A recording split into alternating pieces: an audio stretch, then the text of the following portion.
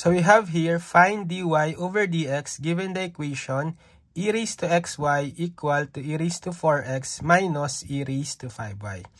Okay, so we have here implicit differentiation. So what we will do first is to get the derivative of both sides of the equation with respect to x. So we will have the derivative of the left side, e raised to xy with respect to x, equal to the derivative of the right side, e raised to 4x minus e raised to 5y with respect to x. And then, let's get the derivative of the left side first. So how do we differentiate e raised to xy? So we know that the derivative of e raised to u is e raised to u du over dx. Kung saan yung u natin dito is yung exponent ni e na xy. So therefore, the derivative of e raised to xy, it's e raised to xy, then by chain rule, times sa derivative ng xy. Okay, equal, for the derivative naman sa right side, e raised to 4x derivative niyan is again e raised to 4x times by chain rule, derivative ng exponent ni e na 4x. Minus, derivative ng e raised to 5y, so that's e raised to 5y times the derivative ng exponent ni e na 5y. Then, get the derivative further. Dito sa left side, we have e raised to xy times derivative ng xy. So, we can apply product rule. So, derivative ng uv is v du plus u dv. So, kung we let this x as our u and we let this y as our v, so we will have derivative of that is, copy ko muna si u, that's x, times the derivative of y, which is y prime or dy over dx, right? Plus, copy the v, which is y, times the derivative of x is 1. Okay, equal to e raised to 4x, derivative ng 4x, that's 4 na lang.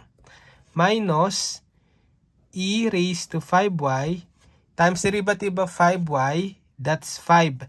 Pero ang hint dito sa ating implicit differentiation, kapag yung y variable ang dinidifferentiate natin, after nating mag-derivative, dapat nilalagyan natin ng y prime. Okay? So therefore, we will have e raised to xy, simplifying this, xy prime plus y na lang, equal to, unahin ko tong 4, e raised to 4x, then minus 5y prime e raised to 5y. Ngayon, pwede kong i-distribute itong e raised to xy, multiply, so magiging xy prime e raised to xy, plus y e raised to xy, equal to 4 e raised to 4x, minus 5y prime e raised to 5y. Pagsasamahin natin sa isang side ng equation yung may mga y prime, tsaka wala. So, dito sa left side, i-gather ko yung mga may y prime. So, itatranspose ko itong negative 5y prime e raised to 5i dito sa kaliwa. And then, itong y e raised to xy, wala siyang y prime. Itatranspose ko siya dito sa kanan. So, magiging xy prime e raised to xy, retain. Then, magiging positive 5y prime e raised to 5y, transpose, equal to 4 e raised to 4x. Transposing y e raised to xy sa kanan, magiging negative y e raised to xy. And then, factor out natin yung y prime sa kaliwa. So, y prime times the quantity x e raised to xy plus 5 e raised to 5y.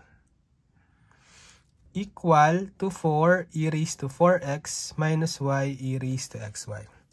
Then, para ma-solve si y prime, di-divide natin both sides by x e raised to xy plus 5 e raised to 5y.